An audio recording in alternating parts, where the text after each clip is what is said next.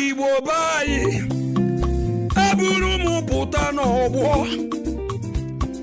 on 9th January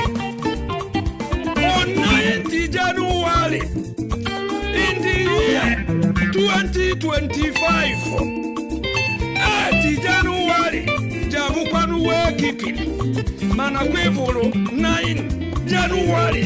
in the year 2025 ukwu niile na-etido yibite na nsa konvoyi niile nọ n'ala Igbo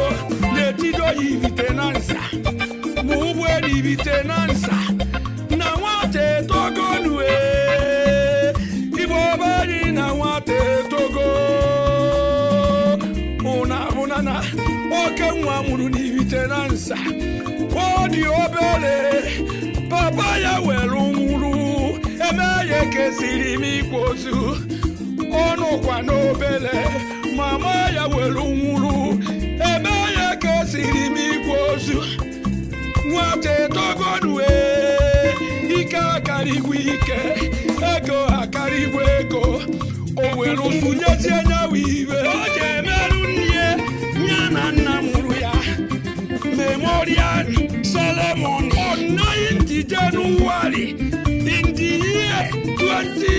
2025 onye agaghịkwa na mmemme na naim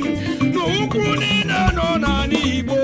na-etido ibite na nsa na bụ ọgaranya marụ Chukwu ọgaranya na-enyere ogbenye aka ọgaranya butere ego n'ala Igbo ụmụ ogbenye ribe ego ya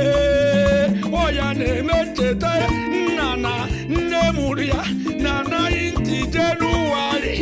onye bụrụkwa na mmemme so ya ụbọchị anwa na ọgbanjeja agbanwe